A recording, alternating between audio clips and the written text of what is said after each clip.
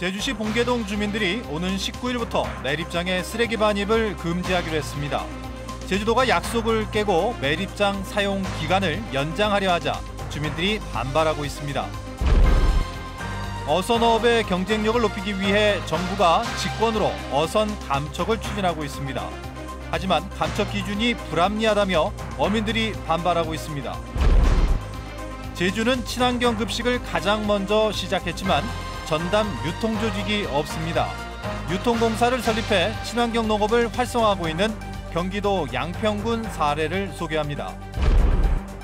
종교적 사회적 멘토 관계를 빌미로 접근해 초등학교 여교사를 살해한 40대에게 법원이 징역 30년의 중형을 선고했습니다.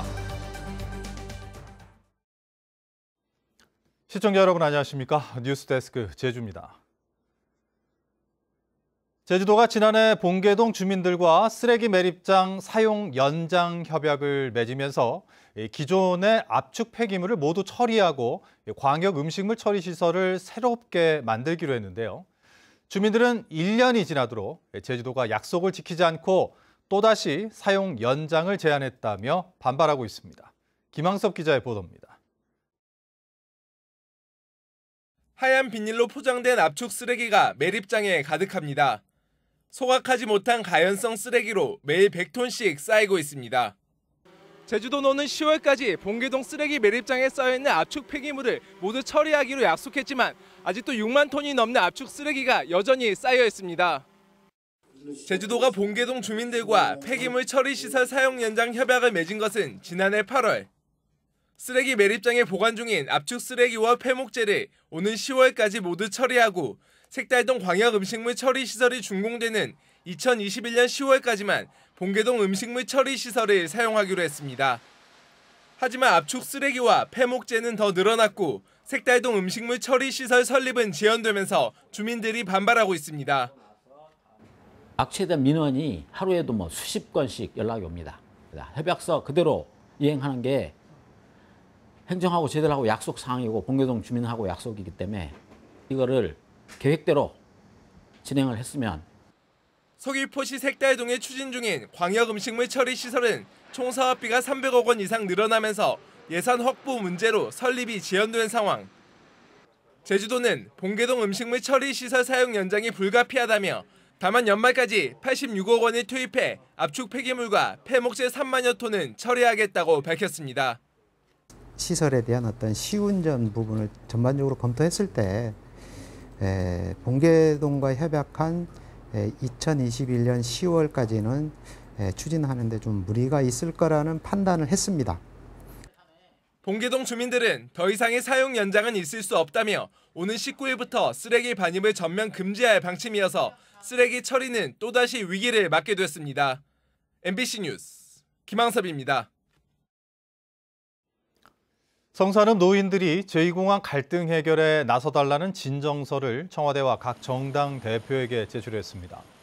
제2공항 강행저지 비상도민회의에 따르면 신산리와 난산리, 수산리 등 3개 마을 노인 600여 명은 문재인 대통령과 각 정당 대표에게 진정서를 보내 대한민국이 법과 도덕과 정의가 존재하는 나라임을 보여달라고 요청했습니다. 이들은 정부가 어떤 정책을 결정하든 그 중심에는 주민이 주인이 돼야 한다며 국책사업이라는 명분으로 주민을 억압하는 것은 구시대적 산물이라고 성토했습니다. 정부가 어선업의 경쟁력을 높이겠다며 직권으로 어선 감척을 하고 있는데요. 지자체 허가를 받아 낡은 배를 대체할 새 어선을 건조하는 중에 감척 대상에 포함됐다며 해당 어민이 반발하고 있습니다. 시청자 제보뉴스 이소영 기자입니다. 2년째 어선 감척 문제로 해양수산부와 행정소송 중인 홍석희 씨. 설령이 오래돼 어선 감척 대상자로 통보를 받자 지난 2017년 12월 해수부에 소송을 제기했습니다. 감척 통보를 받기 1년 6개월 전에 이미 서귀포시장 허가를 받아 오래된 어선을 대체할 새 어선을 건조하고 있었는데 해수부가 감척 대상에 포함했다는 겁니다. 홍 씨는 감척 대상자를 선정할 때는 시도지사나 해당 어업인 단체 등과 협의하도록 돼 있지만 해수부가 이 같은 절차를 지키지 않아 신규 어선 허가를 한 사실을 누락했다며 반발하고 있습니다. 어민들 부당한 행위를 하고 있습니다. 대한민국 헌법 제1조 1항에는 국민이 재산을 보호라고 했습니다. 그런데 너는 합법적으로 이렇게 배를 짓는데 국민이 재산을 몰수해서 되겠냐 그 말입니다. 제주도 역시 해수부가 사전 협의 없이 감척 대상자를 선정했다며 홍 씨의 어선을 감척 대상에 포함한 것에 대해 해수부에 이의를 제기한 상황. 하지만 해수부는 절차상 어떠한 문제가 없다며 감척 계획을 공고하는 시점의 선령을 기준으로 대상을 결정할 수밖에 없다는 입장입니다. 어선을 실제로 지은 건 아니고 발주 허가를 받았다가도 얼마든지 배를 안 지을 수도 있는 건데 그걸 가지고 이 배는 이제 앞으로 배가 바뀔 거니까 이렇게 할 수는 없지 않습니까? 현재 홍 씨는 직권감척 대상자 선정 처분 취소 소송 항소심을 진행 중으로 면세유 지원 등도 끊겨 출어를 포기해야 하는 형편입니다. 2016년부터 현재까지 직권 감척된 어선은 전국적으로 37척. 이 가운데 직권 감척에 불응해 소송을 진행하는 어선만 전체의 30%에 이르는 등 직권 감척 선정 기준을 둘러싼 논란이 끊이질 않고 있습니다. MBC 뉴스 이소연입니다.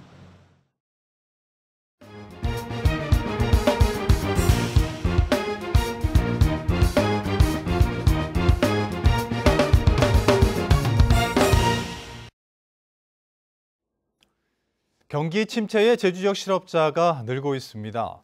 호남지방통계청이 발표한 7월 고용 동향에 따르면 제주도 실업률은 2.4%로 지난해 같은 달보다 0.5%포인트 상승했고 실업자는 9,000명으로 2,000명 늘었습니다. 자영업자는 14,000명, 13.4% 증가했고 상용 근로자는 감소한 반면 일용 근로자는 늘어나 고용의 질도 떨어지는 것으로 분석됐습니다.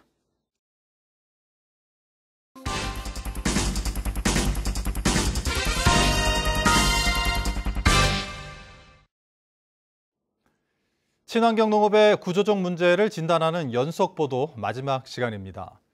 친환경 급식을 전국에서 가장 먼저 시작했지만 전담 유통조직조차 없는 제주와 달리 경기도 양평은 유통공사를 설립해 친환경 농업을 활성화하고 있습니다.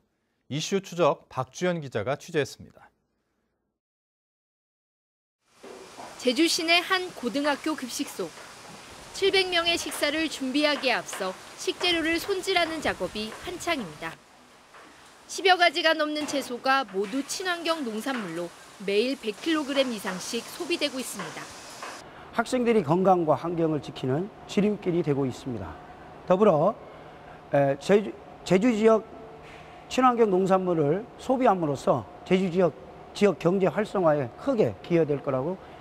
어린이집부터 특수학교까지 제주도 내 교육기관 300여 곳이 모두 친환경 농산물로 급식을 하고 있습니다. 2005년 전국에서 처음으로 친환경 학교 급식이 시작된 이후 친환경 농산물 유통을 전담할 유통 조직의 필요성이 제기됐지만 여전히 실현되지 못하고 있습니다.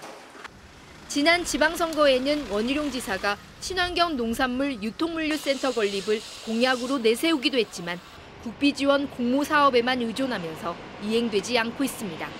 그 패키지 사업으로 해서 신청을 좀 했었습니다. 그게 좀 어려워가지고 저희들이 그 방법 말고 또 다른 방안 쪽으로도 좀 방안을 좀 강구를 하고 있습니다.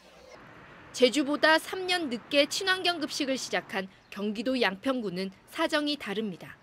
2008년 양평군이 전액 출자해 양평공사를 설립하고 계약 재배부터 수매, 가공, 판매까지 친환경 농산물의 유통 전반을 담당하고 있습니다. 서울 경기 지역 학교 급식에 공급하는 것을 시작으로 지금은 전국의 공공급식으로 시장을 확대하고 있습니다. 최근 5년간 전국의 친환경 농가가 33% 감소한 반면 양평군은 오히려 4%나 증가할 수 있었던 이유입니다.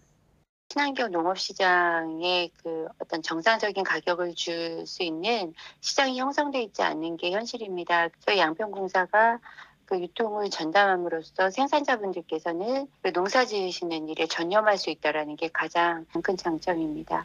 농약 사용 등으로 토양과 지하수의 오염이 심각해지면서 친환경 농업 확대가 절실한 상황. 친환경 농가가 생산에만 전념할 수 있는 유통 조직 설립에 대한 제주도의 의지가 아쉽습니다. MBC 뉴스 박주연입니다. 월동 채소 과잉 생산을 막기 위해 정부가 재배 면적 조절에 나섭니다. 농림축산식품부는 제주도와 농협 관계자, 농민 등이 참석한 가운데 회의를 열어 적정 생산을 통해 가격 하락을 막아야 한다며 재배 면적 조절에 적극 협조해달라고 요청했습니다. 농민들은 유통 문제가 해결되지 않고서는 적정 생산량을 유지해도 제값받기가 쉽지 않다며 대책을 요구했습니다. 지난해 서귀포에서 40대 남성이 사이비 교주 행세를 하며 초등학교 여교사들을 노예처럼 부리고 살인까지 해 충격을 줬었는데요.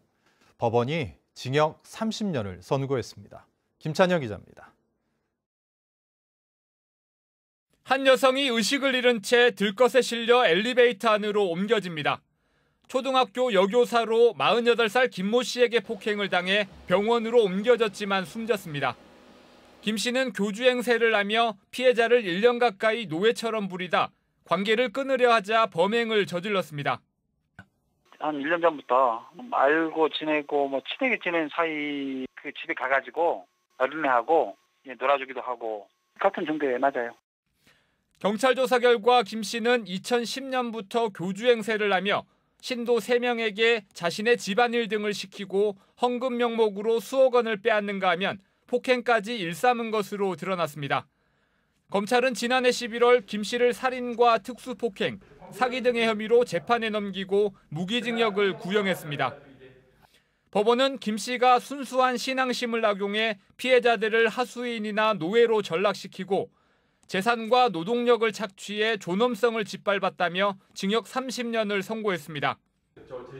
김 씨는 재판 중에도 혐의를 부인하며 판결문 낭독을 방해하는 등 소동을 피워 재판부가 휴정하고 양형 기준을 조정하는 상황까지 벌어졌습니다.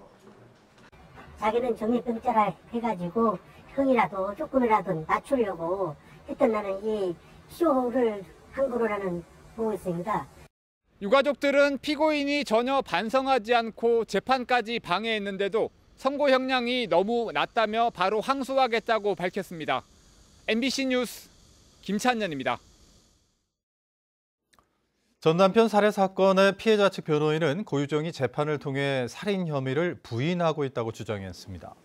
강문혁 변호사는 보도자를 통해 지난 공판에서 고유정 측은 성폭행을 피하기 위해 우발적으로 흉기를 휘둘렀다고 주장했고 공판 당일 제출한 의견서에도 살인 혐의를 부인하는 내용을 담았다며 이는 우발적인 상해 치사를 주장하기 위한 것이라고 밝혔습니다. 고유정은 공판 준비 기일까지 살인과 시신 훼손 혐의는 인정하고 계획적인 범행만을 부인해왔습니다. 조재현 제주지방검찰청 검사장이 고유정의 계획적인 범행을 입증하는 데 강한 자신감을 내비쳤습니다. 조 지검장은 오늘 기자간담회를 통해 고유정의 범행 동기와 범행의 계획성을 입증할 수 있는 객관적인 증거를 확보하는 데 중점을 두고 수사를 진행한 만큼 혐의를 입증하는 데 문제가 없다고 자신했습니다.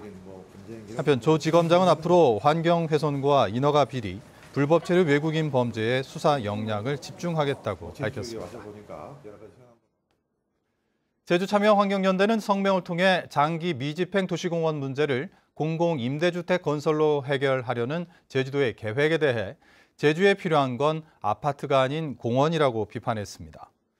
이들은 미분양 주택이 1,200여 채 육박하고 하수처리난이 심각한 상황에서 1,700세대의 주택을 짓는 것은 도민의 삶의 질에 역행한다며 도심의 여파인 도시공원을 지킬 방안을 강구해야 한다고 밝혔습니다. 뉴스데스크 제주를 마칩니다. 시청해주신 여러분 고맙습니다.